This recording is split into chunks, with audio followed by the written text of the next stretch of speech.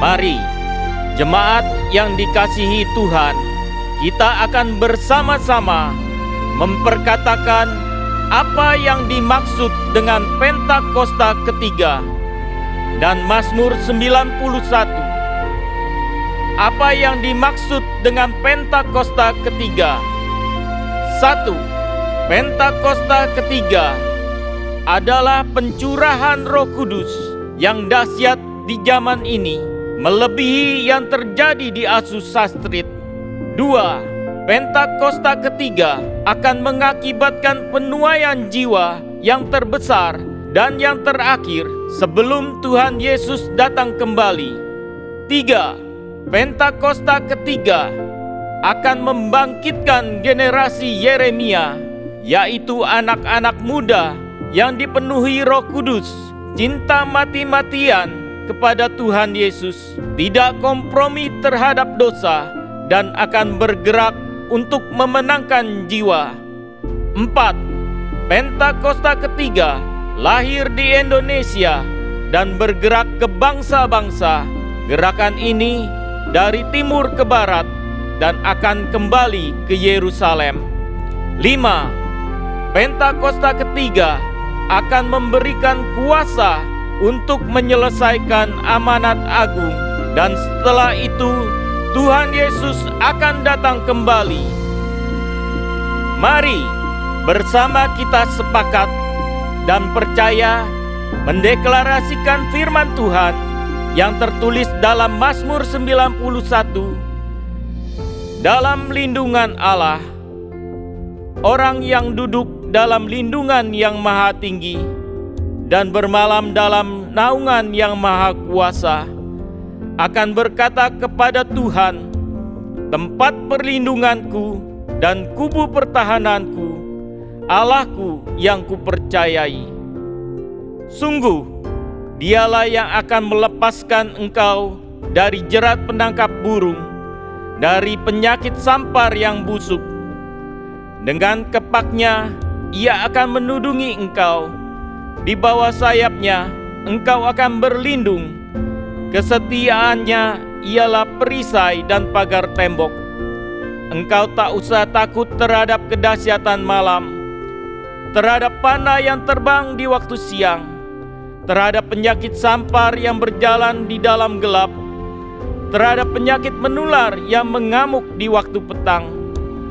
Walau 1.000 orang rebah di sisimu dan 10.000 di sebelah kananmu, tetapi itu tidak akan menimpamu. Engkau hanya menontonnya dengan matamu sendiri dan melihat pembalasan terhadap orang-orang fasik.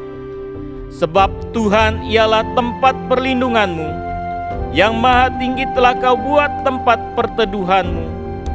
Malapetaka tidak akan menimpa kamu, dan tulah tidak akan mendekat kepada kemahmu. Sebab malaikat-malaikatnya akan diperintahkannya kepadamu untuk menjaga engkau di segala jalanmu. Mereka akan menatang engkau di atas tangannya, supaya kakimu jangan terantuk kepada batu. Singa dan ular tedung akan kau langkahi. Engkau akan menginjak anak singa dan ular naga. Sungguh, hatinya melekat kepadaku, maka aku akan meluputkannya. Aku akan membentenginya, sebab ia mengenal namaku.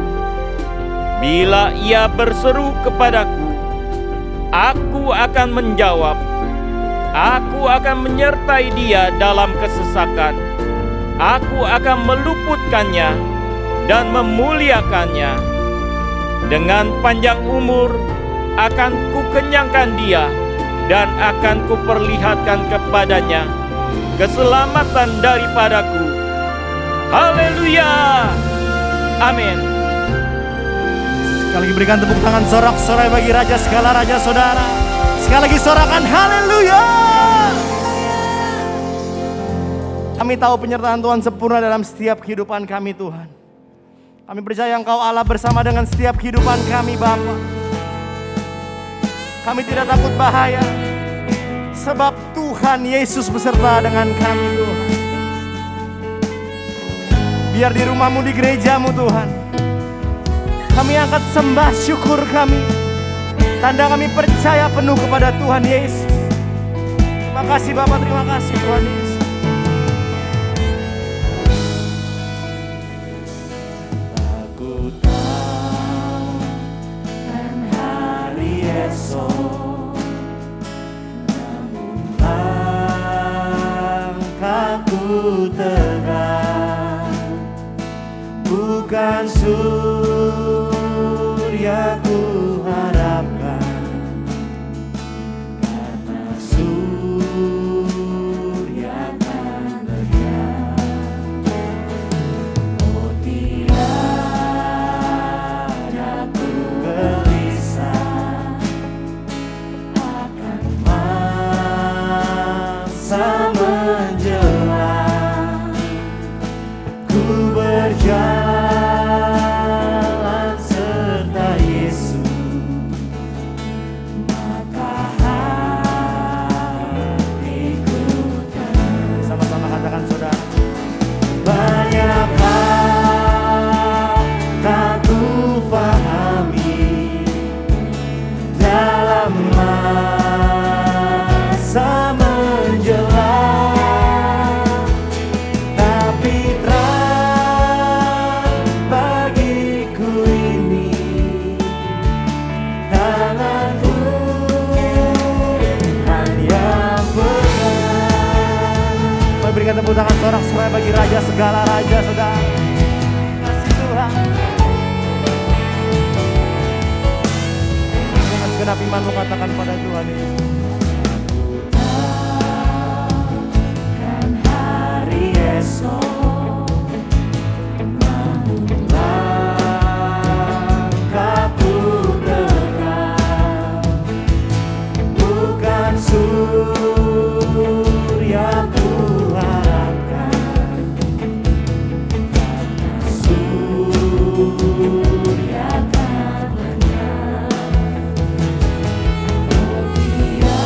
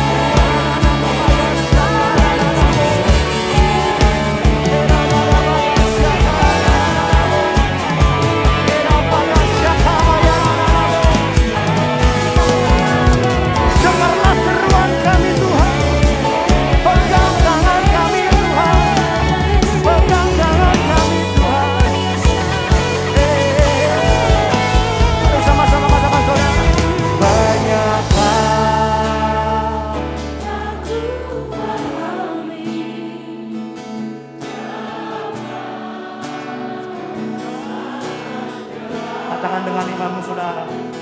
Tapi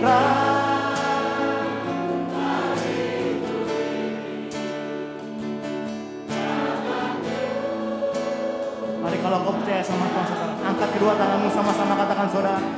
Banyak hal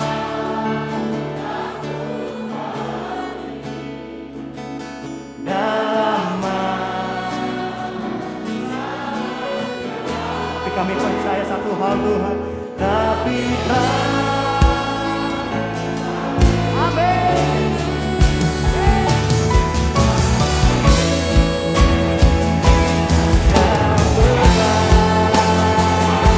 Sama-sama semangat katakan pada menyatakan banyak hal tak ku pahami dalam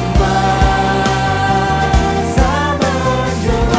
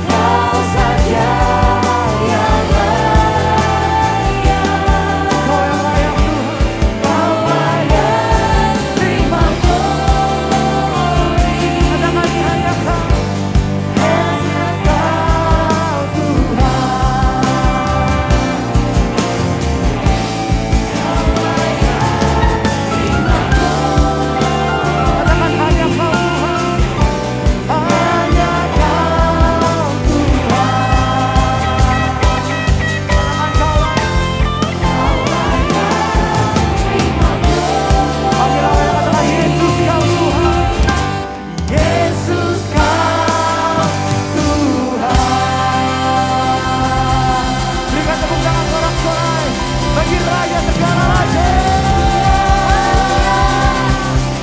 Engkau Allah layak terima pujian sembah syukur kami Tuhan. Kami siap bersorak-sorai demi nama-Mu yang siap bersorak-sorai sama-sama kita katakan. Amin. Tepuk tangan sorak-sorai bagi Raja. Bersukacita, amin. Sebab Tuhan Yesus kita Allah yang baik, yang merasakan kebaikan Tuhan, sama-sama kita sorakan haleluya.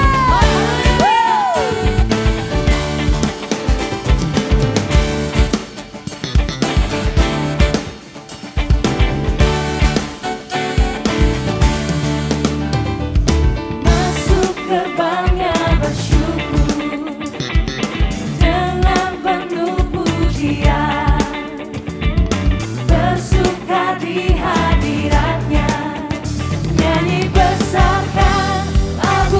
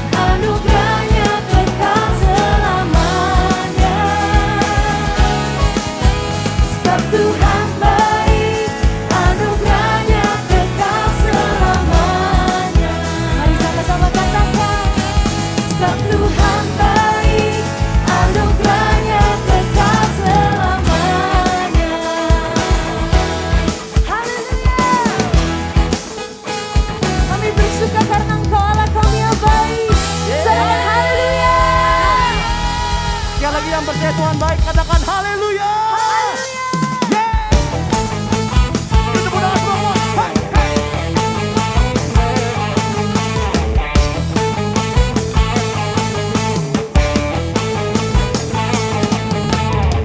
Engkaulah tempat dan setiap kehidupan kami Tuhan. Mari sama-sama katakan. Kau gunung batuku dan kau kota bentengku tak ampun. Amin.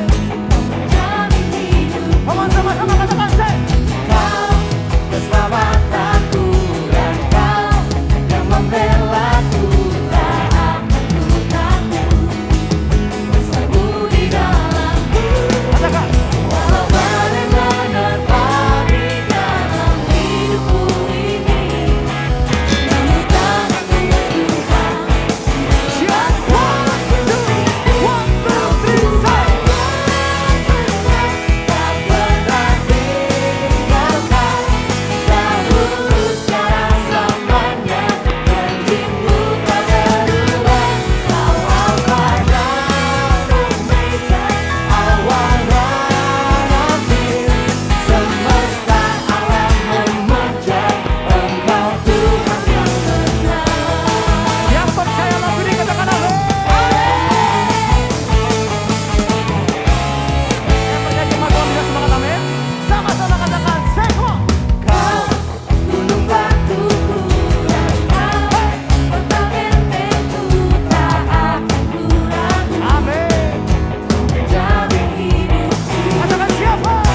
kau keselamatanku dan kau yang membelaku tak akan kuragukan. Kami percaya Tuhan. Bersembunyi dalamku Katakan saudara.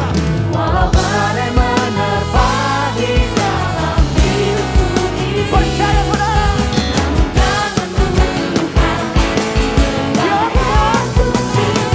Kau Tuhan yang benar, tak pernah tinggalkan.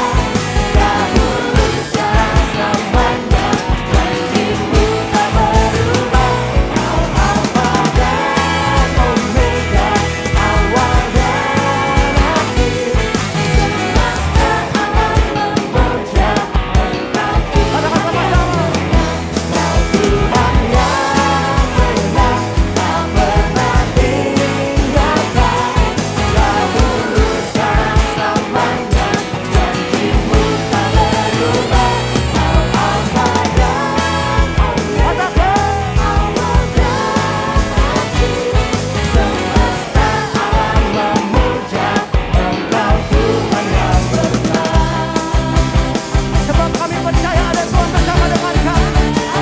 Bahkan di dalam lembah kekelaman, Tuhan yang dahsyat bersama dengan kami. Yang percaya katakan amin.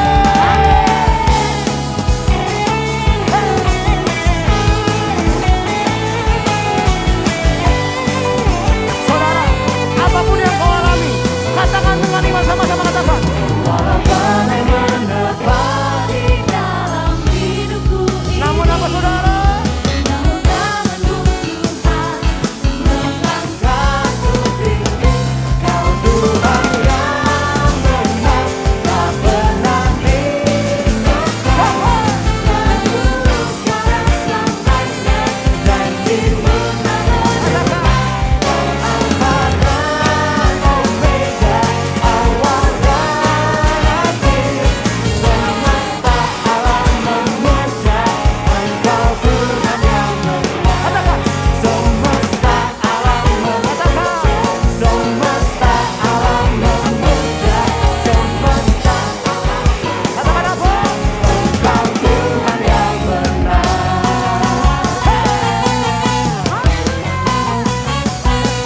Yang percaya kau punya Allah yang dahsyat, berikan tepuk tangan sorak-sorai bagi Raja. Haleluya. Engkau Tuhan yang besar. Engkau Tuhan yang benar. Engkau yang sudah menyertai bangsa kami melalui musim-musim sepanjang tahun 2022.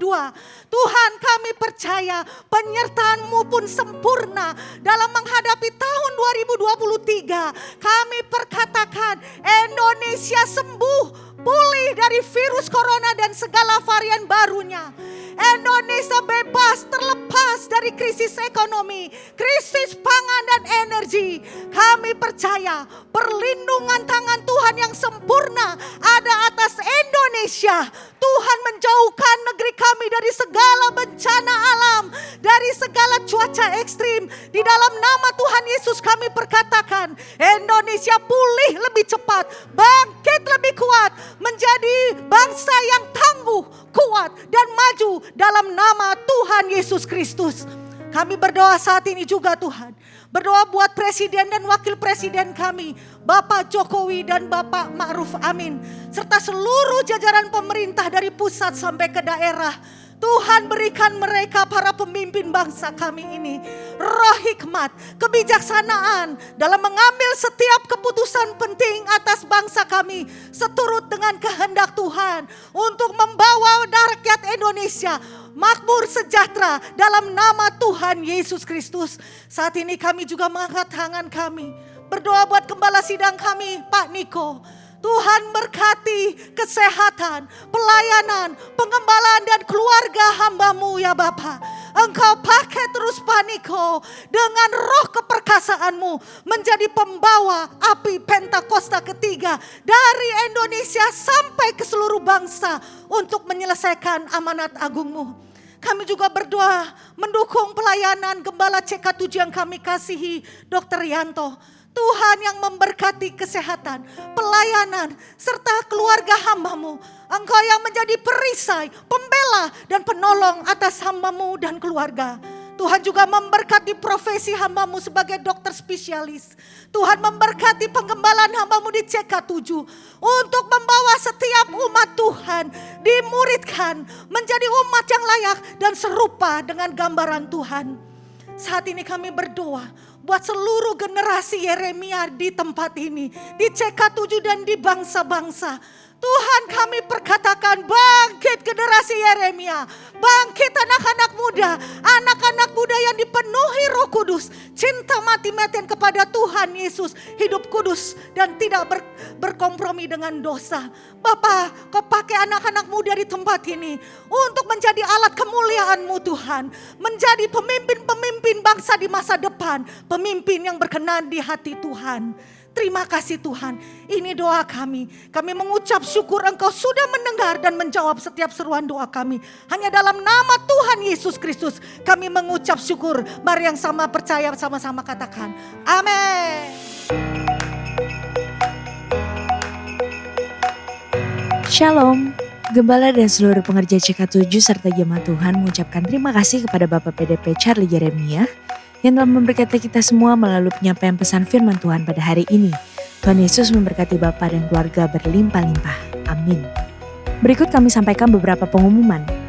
Ibadah Raya via live streaming hari Minggu tanggal 25 Desember 2022 pukul 7, 9, 11.30, 14, dan 16.30 waktu Indonesia Barat dilayani oleh Gembala Sidang Bapak Pendeta Dr. Insinyur Niko Nyotor Harjo. Ibadah raya tersebut akan disertai dengan ibadah secara online mulai pukul 7 waktu Indonesia Barat untuk ibadah anak bahasa Indonesia, serta tayang ulang atau rerun ibadah yang dilakukan secara onsite, Binary Service, 2 PM Young Professional and Couples, 316 Youth English Service, ibadah Junior Church, serta King's Kid, ibadah anak berkebutuhan khusus di channel YouTube GBI PRJ CK7. Untuk persembahan umum, kolekte, perpuluhan jemaat, ucapan syukur dan lain-lain, dapat dilakukan melalui e-banking, mobile banking, ATM maupun online di website rekening persembahan CK7, BCA Cabang Tamrin dengan nomor akun 206 333 8222 atas nama GBI PRJ. Ibadah onsite Minggu tanggal 25 Desember 2022 diadakan di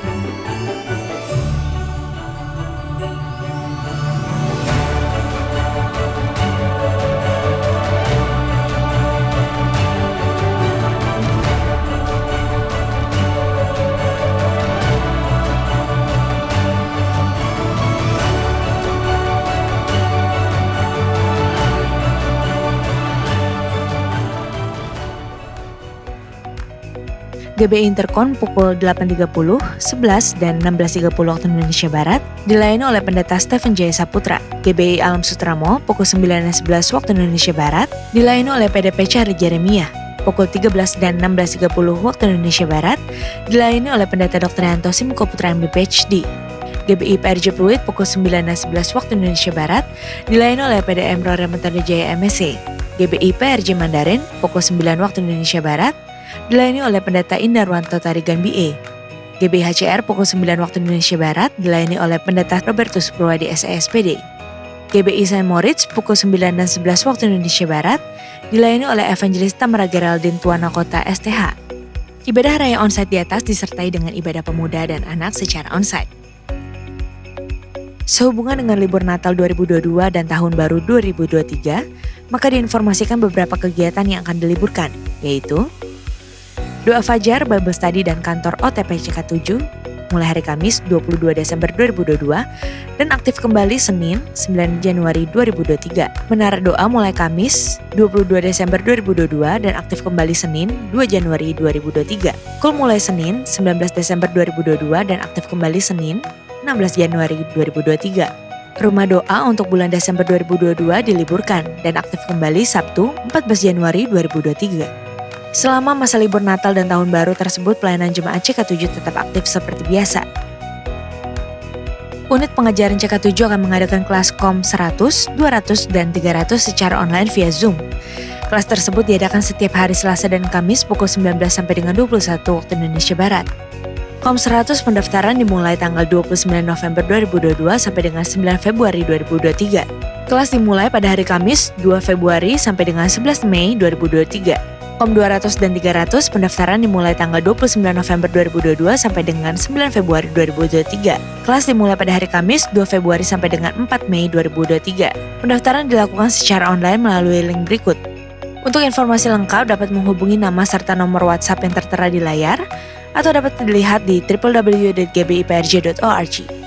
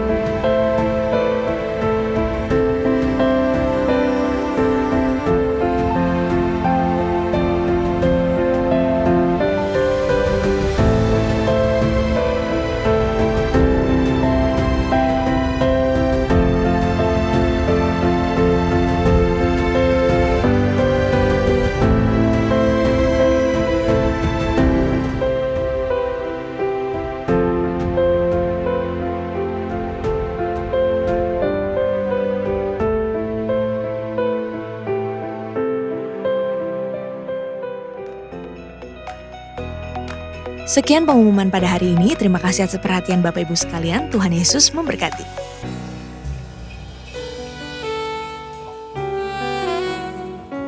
Yesus, Engkau segalanya bagi kami Tuhan. Engkau anugerah yang terindah di dalam kehidupan kami. Kami berterima kasih Engkau telah lahir di dalam hidup kami. Kami bersyukur Tuhan.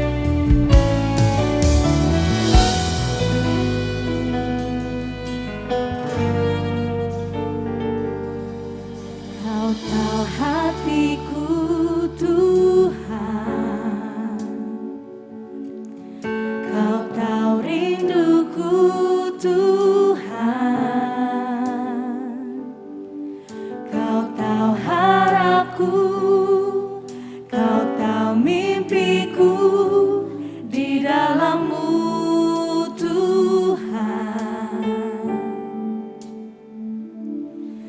dalam segenap jalanku, dalam setiap langkahku, hanya Kau Tuhan yang ku andalkan menghadapi semua. Yesus, Kau anugerah terindah dalam hidupku. Kau sungguh berarti di setiap jalanku. Anugerah-Mu selalu mempesonaku. Yesus, Kau terbaik. Yesus, Kau termanis di dalam hidupku.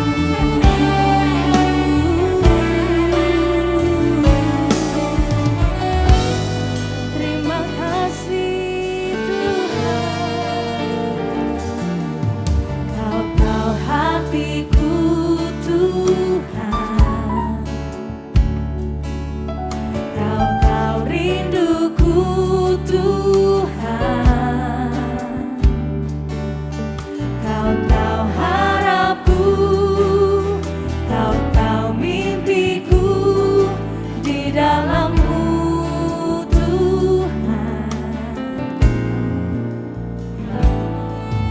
Dalam setiap jalanku, dalam setiap langkahku, hanya Kau Tuhan, yang ku andalkan menghadapi semua. Yesus, Kau anugerah terindah dalam hidupku. Kau sungguh berarti di setiap jalanku. Anugerah-Mu selalu mempesonaku. Yesus, Kau terbaik. Yesus, Kau termanis di dalam hidupku. Yesus, Kau anugerah terindah dalam hidupku. Kau sungguh berarti di setiap jalanku. Anugerah-Mu selalu mempesonaku. Oh Yesus, Kau terbaik. Yesus, Kau termanis di dalam hidupku. Yesus, Kau anugerah terindah dalam hidupku. Kau sungguh berarti. Engkau yang paling berarti Tuhan.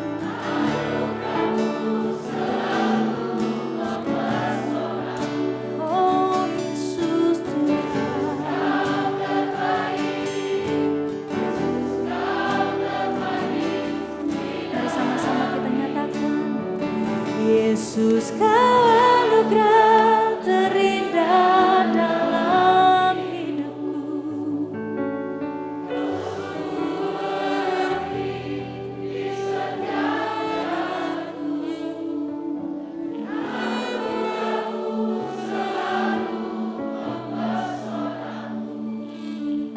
Yesus, Kau terbaik. Yesus, Kau termanis di dalam hidupku.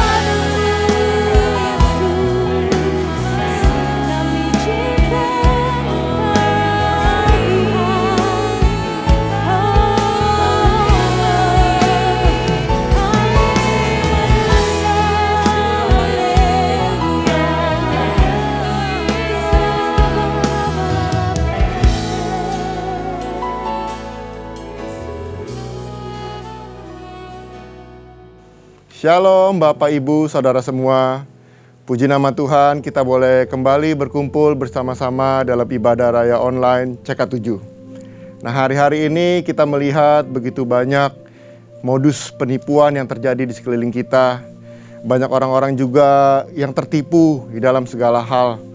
Nah, hari ini izinkan saya untuk kita belajar kebenaran firman Tuhan. Ternyata di dalam Alkitab ada juga cerita tentang penipuan yang terjadi. Nah, itu sebabnya hari ini tema saya berbicara tentang penipu yang tertipu. Nah, sebelum kita masuk lebih dalam, mari kita satukan hati, kita berdoa bersama-sama. Bapa di dalam surga, terima kasih Tuhan, kami boleh berkumpul bersama-sama, kami boleh merasakan pujian penyembahan, dan kami juga boleh bersama-sama Tuhan menikmati hadirat Tuhan di tempat ini dan dimanapun kami berada. Dan sebentar kami rindu untuk belajar kebenaran firman-Mu. Mari nyatakan isi hati-Mu Tuhan. Berbicaralah kepada kami supaya kami boleh mengenal lebih sungguh-sungguh lagi Tuhan rencana-Mu yang indah, yang dahsyat Tuhan. Tuntun kami oleh kebenaran firman-Mu. Karena kami percaya Tuhan mau kami berjalan sesuai dengan rencana-Mu yang indah di dalam kehidupan kami. Terima kasih Aba ya Bapa. Di dalam nama Tuhan Yesus kami siap belajar kebenaran firman-Mu. Haleluya. Amin. Baik Bapak Ibu, sesuai dengan tadi apa yang saya katakan, hari ini kita belajar ya tentang penipuan yang terjadi di dalam kisah Alkitab, Saudara. Nah, yang luar biasa dari Alkitab adalah Alkitab itu benar-benar brutally honest, Saudara ya. Kenapa? Karena Alkitab itu menceritakan segala sesuatunya benar-benar jujur, Saudara. Tidak ada satupun yang ditutup-tutupi, ya Saudara ya. Kalau memang salah dibilang salah, kalau memang benar dibilang benar, Saudara. Siapapun tokoh-tokoh yang ada di dalam Alkitab, Saudara.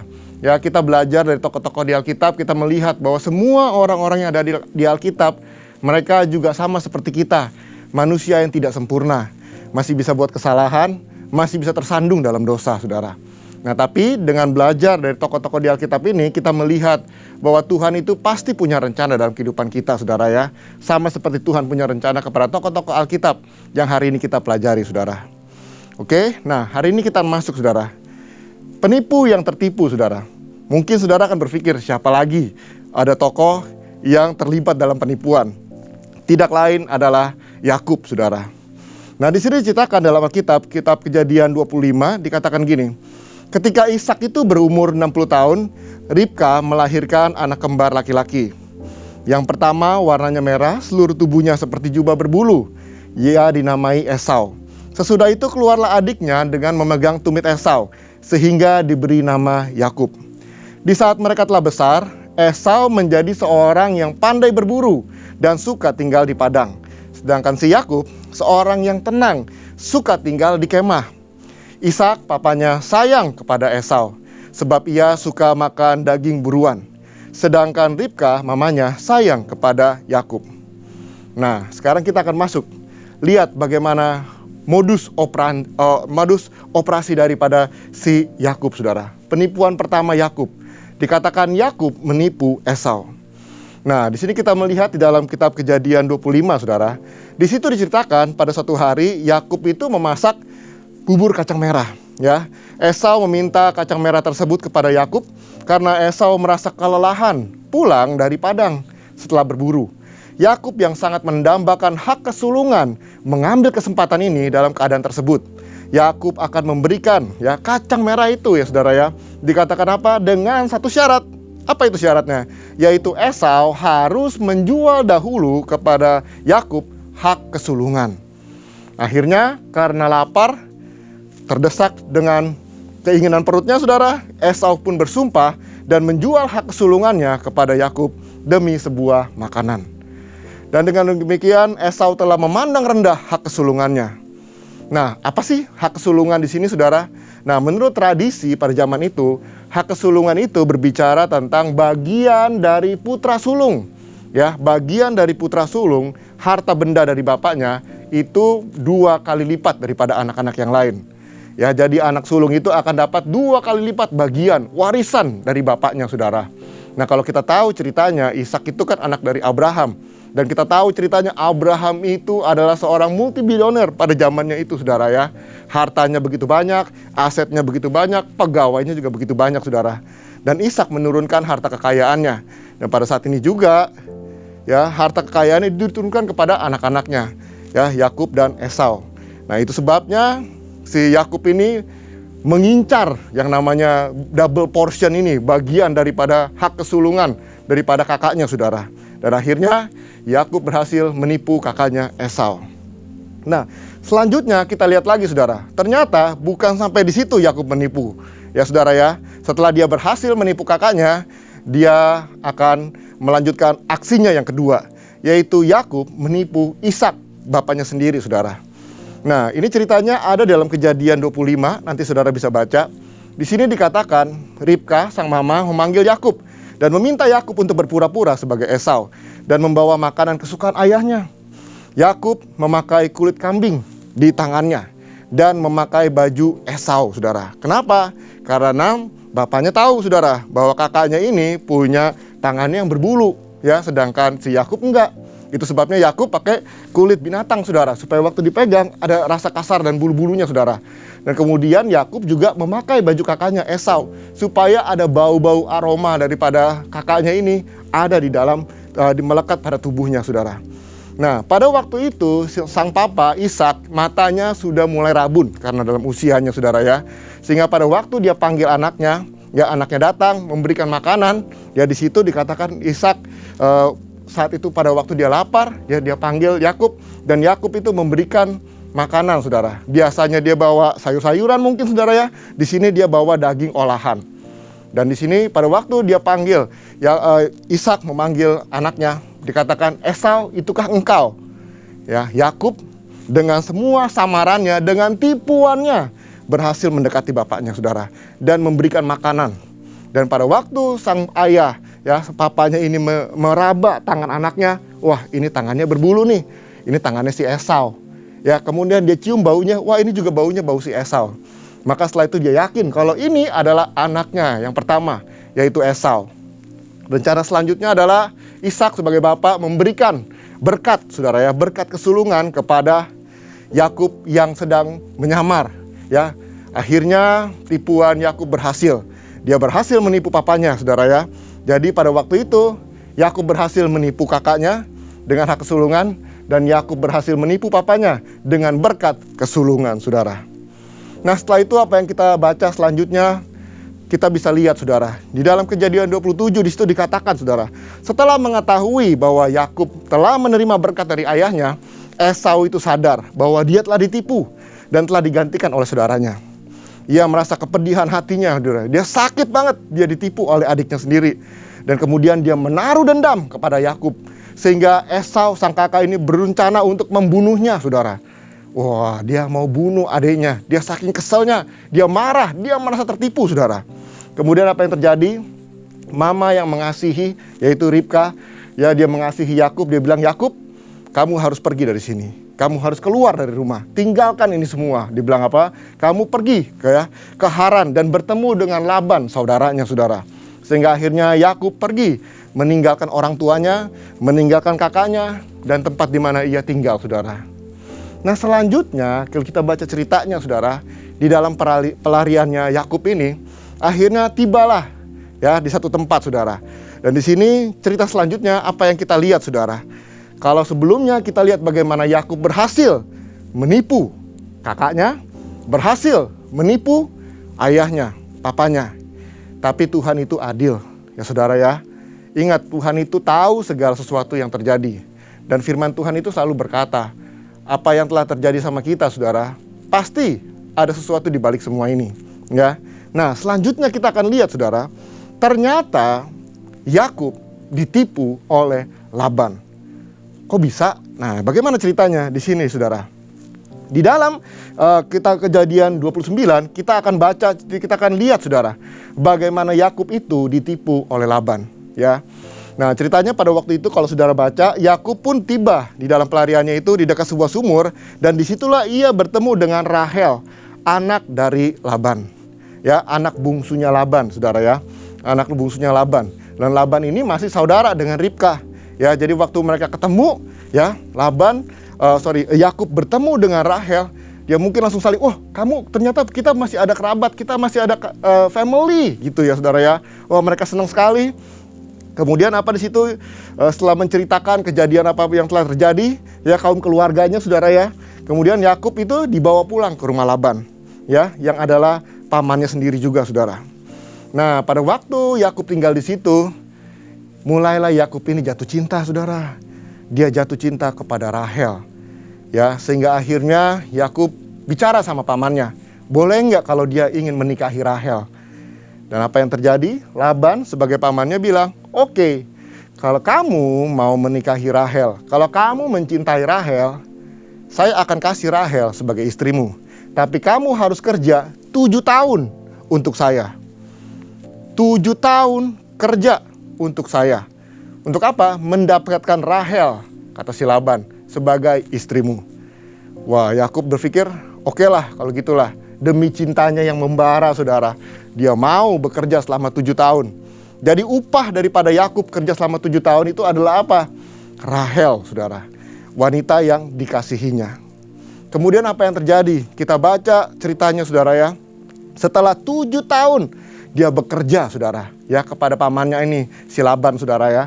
Dia bekerja selama 7 tahun dan setelah itu saudara tibalah nih saudara ya apa yang dia inginkan ya, keinginannya ini tercapai yaitu weddingnya saudara. Waduh, malam pertamanya ya setelah pesta pernikahan ya saudara ya, mungkin di zaman itu pesta pernikahan yang oke ya, karena kenapa yang pasti kalau kita lihat mereka ini bukan orang-orang yang biasa saudara. Mereka ini orang-orang yang istilahnya di zaman itu mereka punya harta kekayaan dengan domba-dombanya, kambing-kambingnya saudara ya, ternak-ternak mereka tuh banyak saudara. Nah pada waktu itu di malam pertama saudara, ternyata Yakub kaget waktu dia lihat saudara, yang dia lihat itu adalah bukannya wanita yang dikasihi, yaitu Rahel. Ternyata yang dia lihat itu adalah Lea. Siapa itu Lea? Lea adalah kakaknya dari Rahel saudara. Jadi ternyata Laban pamannya punya 2 anak. Satu Lea yang pertama, satu Rahel saudara. Nah merasa tertipu saudara ya. Bagaimana mungkin dia sudah kerja 7 tahun untuk mendapatkan wanita yang diingininya, wanita yang dikasihinya, wanita dicintainya.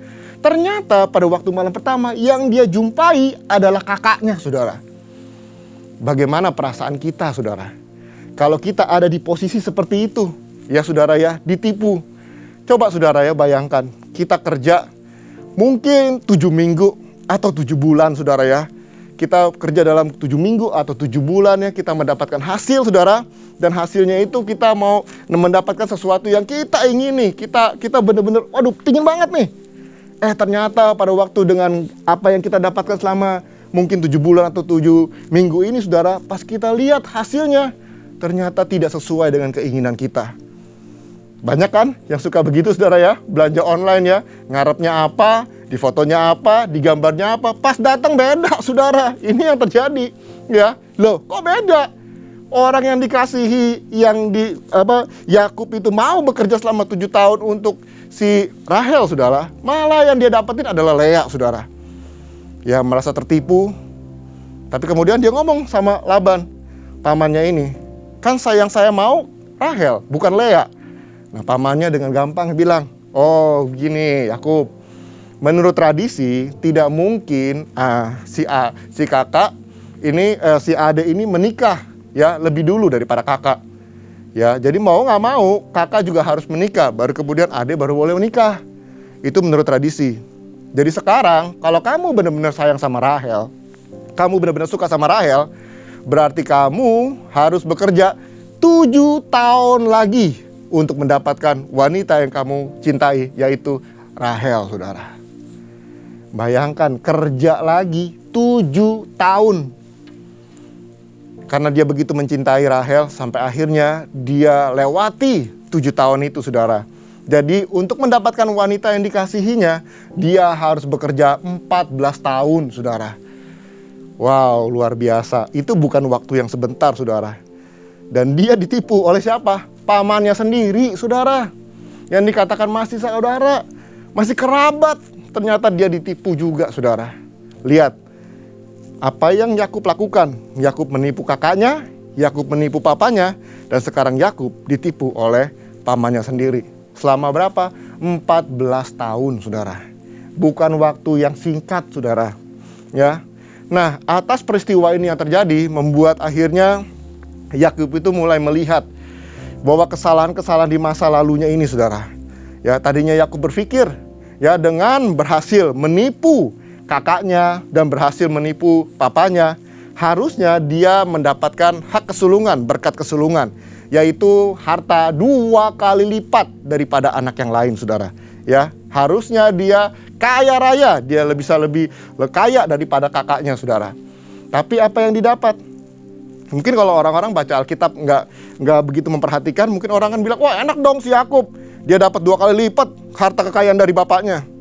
Tapi kalau saudara perhatikan baik-baik, harta kekayaan yang harusnya dia dapat 2 kali lipat itu, ya, kesulungannya itu, saudara, ternyata dia nggak bisa nikmatin, saudara.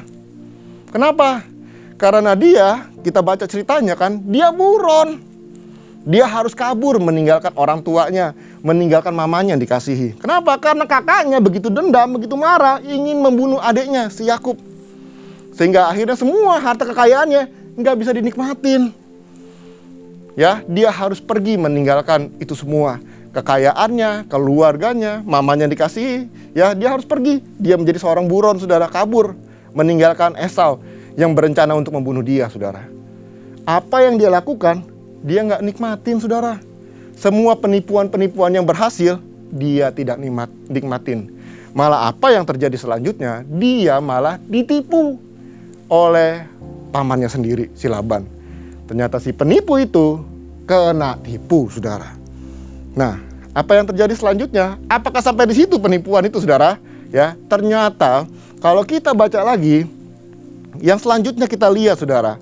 Ya, di dalam setelah Yakub ini udah mulai tua, saudara, ya. Dikatakan dalam Kejadian 37, Yakub ini punya 12 anak, saudara. Dari Lea dan Rahel, saudara.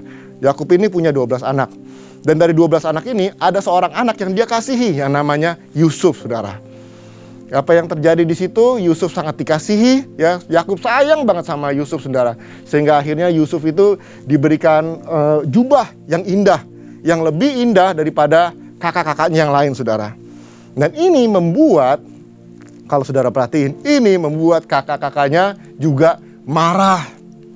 Kenapa harus si Yusuf yang punya jubah lebih bagus daripada yang lainnya, saudara? Kalau saudara perhatikan modus-modusnya, saudara, ya. Ini terjadi antara bapak dengan anak. Betul ya, bapak dengan anak, saudara. Ya, kemudian apa yang kita lihat lagi, saudara, di situ, di mana saat waktu anak itu menipu bapaknya, lihat kemudian apa yang terjadi selanjutnya, saudara. Ya, kalau saudara perhatiin patternnya, saudara, ya. Di sebelumnya Yakub cerita dikatakan apa? Dia pakai baju Esau, saudara. Baju. Dan di sini keadaan selanjutnya yaitu pada waktu anak kesayangannya Yusuf dia belikan jubah, saudara. Yang terjadi selanjutnya, kakak-kakaknya Yusuf ini, ya, karena mereka tidak suka dengan perlakuan dari bapaknya yang terlalu sayang sama Yusuf, saudara, sehingga akhirnya mereka berusaha untuk menyingkirkan Yusuf dari tengah-tengah keluarga. Di situ saudara bisa baca Yusuf akhirnya dijual kepada saudara Midian. Nanti saudara baca itu akan berakhir di Mesir, saudara. Ya, pada waktu dia dijual, saudara, kakak-kakaknya itu mengambil jubah yang begitu disayang, saudara, jubah yang begitu indah, ya, yang dibelikan bapaknya kepada Yusuf. Dan kemudian jubah itu dilumuri dengan darah binatang. Dan kemudian pada waktu setelah Yusuf dijual kepada saudagar Midian, saudara, dibawa ke Mesir. Kemudian kakak-kakaknya ini pulang dengan bajunya, jubahnya Yusuf. Pada waktu dia pulang, saudara, mereka pulang, mereka bawa jubahnya Yusuf yang indah itu, saudara, kepada sang bapak, yaitu Yakub. Dan mereka kasih laporan bahwa ternyata anak yang dikasihi oleh Yakub, yaitu Yusuf, telah mati diterkam binatang.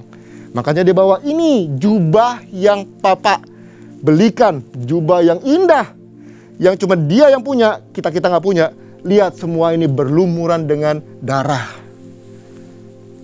Kalau pertama, Yakub memakai jubahnya, bajunya Esau. Dan di sini dia melihat terjadi, saudara, ya, anak-anaknya membawa bajunya Yusuf, ya, kepada sang bapak. Kemudian dia bilang apa di situ? Ini loh, sudah berlumuran darah. Yusuf sudah mati diterkam binatang. Sang bapak Yakub telah ditipu oleh anak-anaknya sendiri. Yakub begitu nangis. Yakub berkabung berhari-hari. Kesedihannya, kepiluan hatinya. Anak yang dikasihinya telah mati oleh apa? Terkaman binatang buas. Itu yang selama ini dia percaya, saudara. Lihat apa yang terjadi. Dia berhasil menipu bapaknya. Dan kemudian di cerita ini, saudara, dia ditipu oleh anak-anaknya. Apa sih yang bisa kita pelajari dari cerita ini, saudara? Yakub, si penipu itu, saudara, sama juga dia ditipu, saudara. Ya, kita harus menyadari bahwa segala sesuatu yang kita lakukan itu pasti akan ada konsekuensinya, saudara. Ya, pada waktu kita menabur kebaikan, pasti kita akan menuai kebaikan. Dan pada waktu kita menabur kejahatan, pasti kita juga akan menuai kejahatan kita, saudara. Ya, bahkan kalau saudara baca tadi ceritanya, ya, kebaikan atau kejahatan yang kita lakukan kepada orang tua kita bisa terjadi kemudian kepada kita dan anak-anak kita. Lihat bagaimana Yakub menipu papanya. Di dalam sini, di dalam cerita selanjutnya, Yakub ditipu oleh anak-anaknya, saudara. Nah, moral story daripada cerita Yakub ini, saudara, ingat baik-baik. Memang tidak ada manusia yang sempurna, saudara.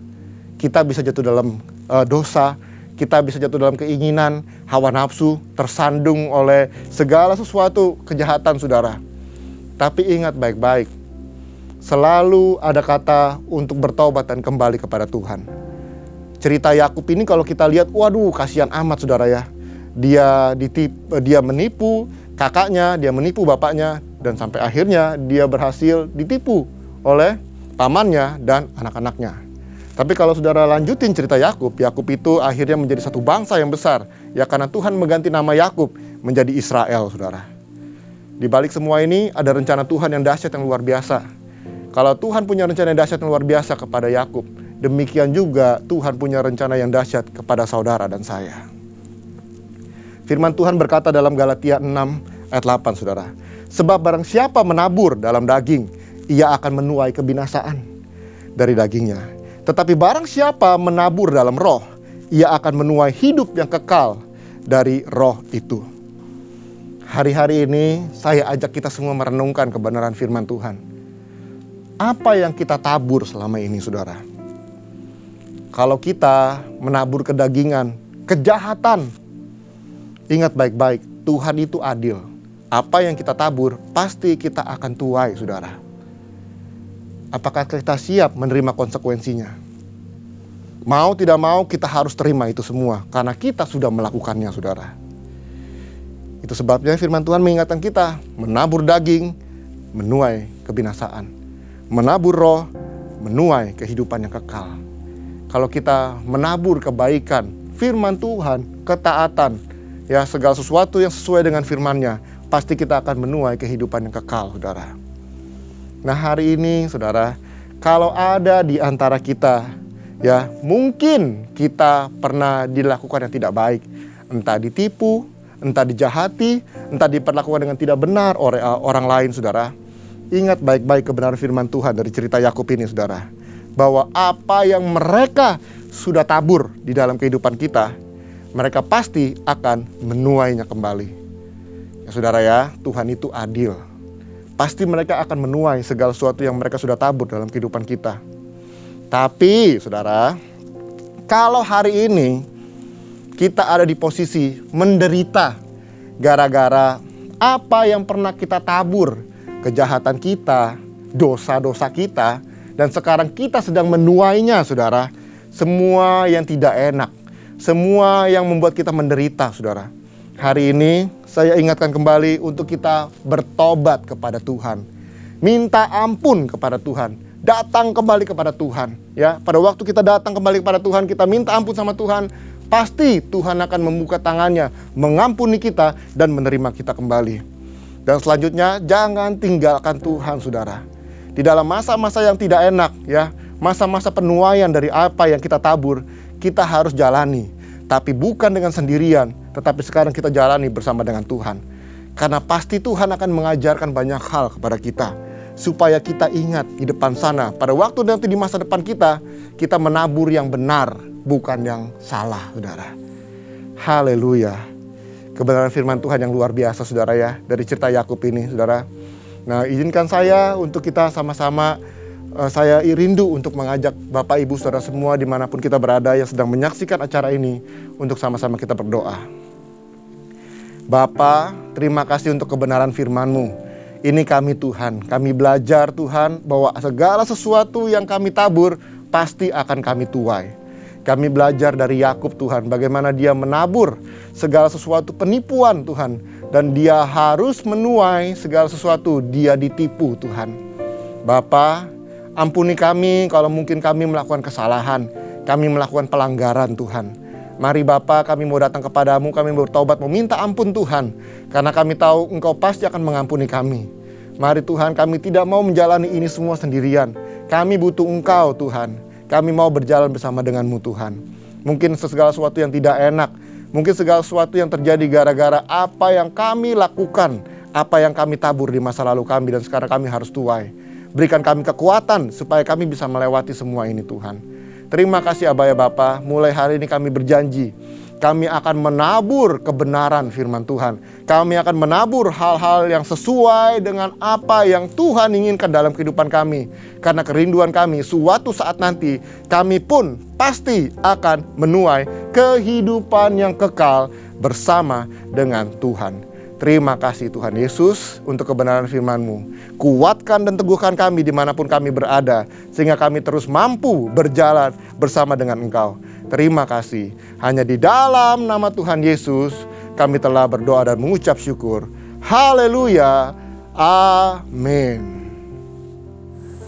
Terimalah berkat yang berlimpah-limpah dari Allah Bapa, kasih karunia di dalam anaknya yang tunggal, Yesus Kristus, persekutuan yang manis dengan Roh Kudus menyertai kita mulai saat ini sampai Tuhan Yesus datang kembali untuk kedua kalinya, menjemput kita di awan-awan yang permai, bahkan untuk selama-lamanya. Semua yang hadir dan percaya katakan amin. Tuhan memberkati saudara-saudara sekalian, and God bless you all. Shalom saudara. Tahukah Anda, setiap kita merayakan Natal, kita bukan sekedar memperingati lahirnya tokoh hebat masa lalu, tetapi kita sedang memperingati kehadiran satu figur yang luar biasa sepanjang sejarah, yaitu Yesus Kristus, Allah yang datang menjadi sama dengan manusia dan menyelamatkan kita semua. Nabi Yesaya menyebutkan berbagai gelar Yesus dalam Yesaya 9 ayat 5 yang berbunyi demikian. Sebab seorang anak telah lahir untuk kita, seorang putra telah diberikan untuk kita, lambang pemerintahan ada di atas bahunya, dan namanya disebutkan orang, Penasehat ajaib, Allah yang perkasa, Bapa yang kekal, Raja damai. Melalui berbagai gelar yang dinyatakan, Tuhan ingin supaya dalam Natal kali ini, marilah kita kembali dikuatkan dan sungguh-sungguh percaya akan Dia. Yang pertama, percaya bahwa Yesus adalah penasehat yang ajaib. Di tengah keramaian dinamika kehidupan dunia dan melimpahnya informasi, justru membuat siapa saja bisa dengan mudah menjadi kewalahan, bahkan kehilangan arah. Kita juga melihat banyak kasih orang semakin dingin. Namun disitulah Yesus hadir membawa keteduhan dan jalan keluar dengan kasih-Nya. Yesus tahu yang paling dibutuhkan manusia untuk bertahan di dalam tantangan hidup adalah kasih. Sebagai penasehat yang ajaib, Tuhan Yesus memberikan solusi yang tertulis dalam Yohanes 3 ayat 16, di mana Ia menunjukkan kasih-Nya yang begitu besar kepada kita dengan memberikan Yesus itu sendiri kepada kita. Kalau mungkin saat ini kita merasa putus asa, tidak ada yang peduli atau betul-betul mengasihi kita, biarlah pada Natal ini kita kembali diingatkan bahwa ada satu pribadi namanya Tuhan Yesus yang amat sangat mengasihimu. Jangan putus asa akan kehidupan, percayalah bahwa masih ada kasih. Yang kedua, percaya bahwa Yesus adalah Allah yang perkasa. Seperti kesatria yang berjalan maju menghadapi musuh dan melindungi rakyatnya, Yesus lebih dari kesatria. Dia lahir ke dunia berhadapan langsung dengan musuh-musuh kita, yaitu roh-roh jahat dan iblis penguasanya, berperang bagi kita, membela, melindungi, dan tidak terkalahkan. Dia bahkan memberi kemenangan itu kepada kita. Dialah Allah yang perkasa, dan pada Natal ini percayalah bahwa kita pasti akan menang menghadapi semua persoalan hidup dan bersorak-sorai bermazmur bagi Tuhan. Selanjutnya yang ketiga, percaya bahwa Yesus adalah Bapa yang kekal. Kita melihat setiap tahun keadaan dunia semakin tidak menentu dan sulit ditebak.